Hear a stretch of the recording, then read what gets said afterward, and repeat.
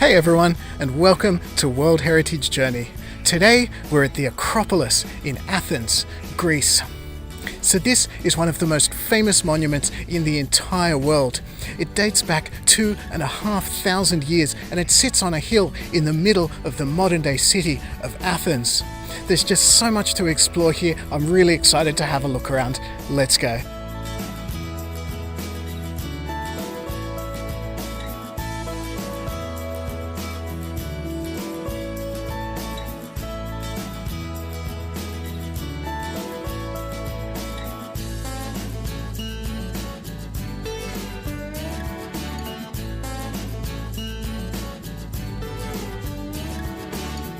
So the most famous temple here at the Acropolis is of course the Parthenon, which you can see behind me, and it's absolutely colossal.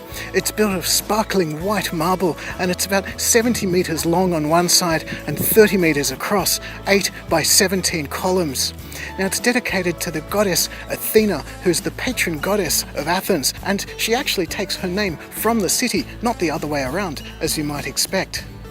Now it was built around 440 BC, so it's about 2,500 years old, though its present look actually comes from the 17th century. When the Ottomans were occupying Athens, they stored their gunpowder inside the Parthenon, and unfortunately during an attack by the Venetian army, it was hit by a cannonball and the whole building exploded. But it's been really interesting as well because over its life, aside from being a temple to Athena, it's also been used as a Christian church and a mosque as well. It's absolutely sensational.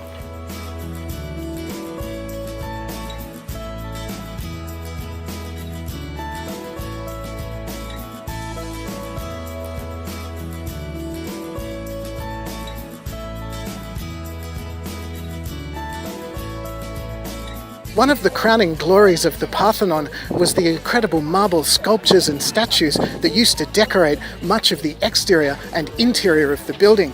But when you look at it these days, almost none of that is there. And that's because in the early 19th century, a British gentleman by the name of Lord Elgin decided to acquire and take home to Britain half of the sculptures. They became known as the Elgin Marbles, and these days they're on display at the British Museum. The acquisition was very, very controversial, to say the least, and the British and Greek governments have been fighting about it for the last 200 years. My attitude personally is that they probably should be returned to Greece.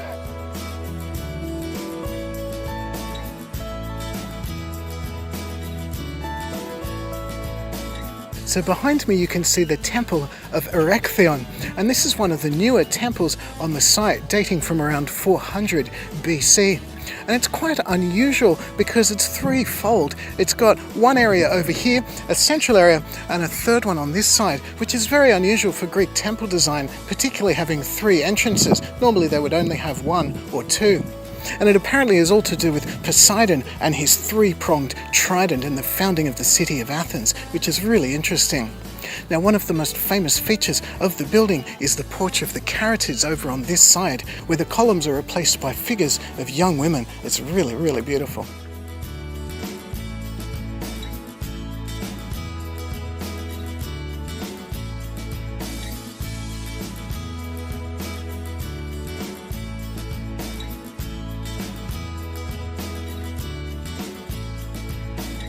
And behind me you can see the Propylaea, the western gateway up to the Acropolis, and it dates from around 430 BC. And that's what I've never really realized before about the Acropolis, is that it's actually a citadel in the middle of the city. It's surrounded by high walls and it was heavily fortified as well, and it was used as such by many of the occupants of Athens over the centuries. And so it's been a really interesting day of discovery here, because although it's fantastic to see the Parthenon, which of course you've seen so many times, I've really learned something about all of the other temples up here as well, and the whole area too. So it's been really, really worthwhile. But that's it from me. Thank you so much for watching. Give me a thumbs up if you liked the video, leave me a comment, let me know what you thought, hit subscribe if you'd like to see more from the World Heritage Journey. I'll see you next time.